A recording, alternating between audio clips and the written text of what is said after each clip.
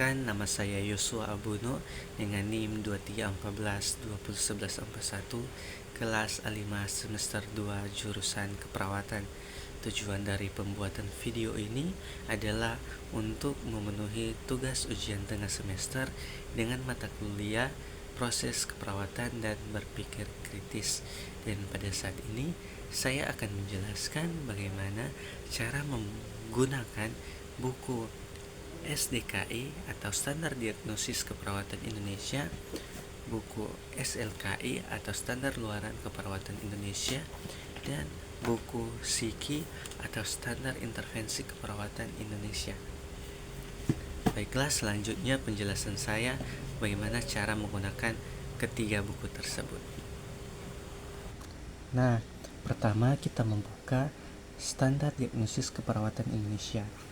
Nah, pertama kita membuka di daftar isinya, kita mencari diagnosis apa yang akan kita gunakan.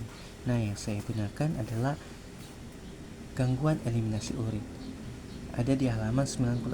Kita membuka halaman 96. Nah, gangguan eliminasi urin. Di sini sudah ada definisi penyebab, gejala dan tanda mayor, subjektif, objektif, gejala dan tanda minor, subjektif dan objektif, kondisi klinis terkait.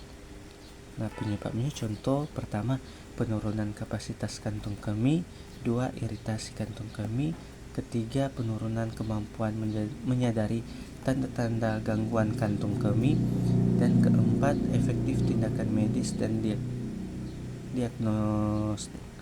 Misalnya operasi ginjal, operasi saluran kemih, anestesi, dan obat-obatan, dan masih ada lainnya. Nah, setelah kita telah menentukan diagnosa apa yang akan kita gunakan, kita membuka buku Standar Luaran Keperawatan Indonesia. Pertama kita mencari di tautan SDKI dan SLKI. Kita mencari gangguan eliminasi urin. Gangguan eliminasi urin ada di halaman 158. Kita membuka halaman 158.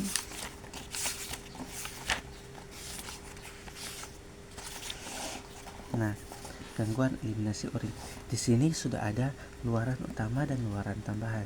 Luaran utamanya eliminasi urin dan tambahannya kontinensia urin, kontrol gejala, status neurologis, tingkat infeksi.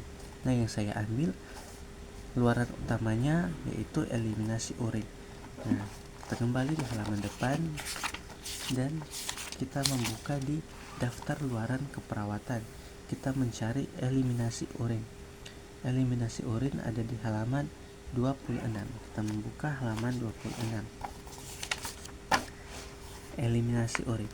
Nah, di sini sudah ada definisinya, ekspektasi, kriteria hasil, sensasi berkemih, desakan berkemih, urgensi, distensi kantung kemih, berkemih tidak tuntas, hesitansi, volume residu urin, urin menetes, dribbling, nokturia, mengompol enuresis, dysuria, anuria, frekuensi BAK, karakteristik urin.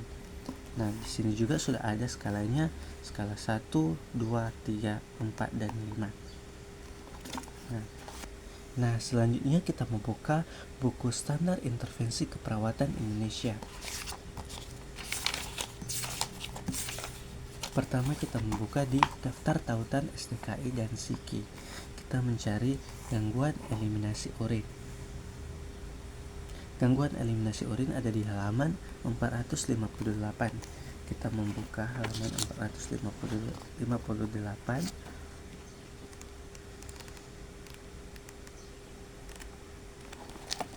Nah, gangguan eliminasi urin. Di sini sudah ada intervensi utamanya dan intervensi pendukung.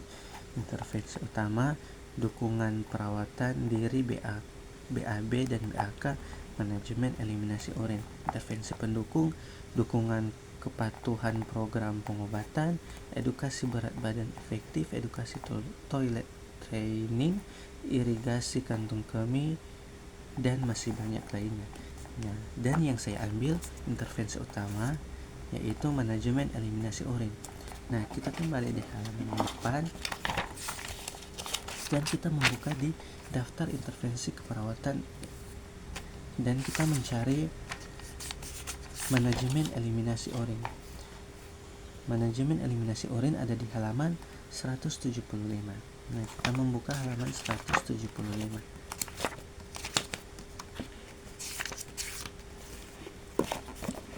Manajemen eliminasi urin. Di sini juga sudah ada definisi tindakan, observasi, terapeutik, edukasi, kolaborasi. Tindakannya observasi, identifikasi tanda dan gejala retensi atau inkontinensia urin, identifikasi faktor yang menyebabkan retensi atau inkontinensia urin, monitor eliminasi urin, misal frekuensi, konsistensi, aroma, volume, dan warna. Terapeutiknya, catat waktu-waktu dan haluaran berkemih, batasi asupan cairan jika perlu, ambil sampel urin tengah, midstream, atau kultur. Edukasinya, ajarkan tanda dan gejala infeksi saluran kemih, ajarkan mengukur asupan cairan dan haluaran urin, dan masih ada lainnya. Dan kolaborasi pemberian obat suppositoria uretra jika perlu. Demikianlah penjelasan saya mengenai bagaimana cara menggunakan buku SDKI, SLKI, dan buku SIKI. Sekian dan terima kasih.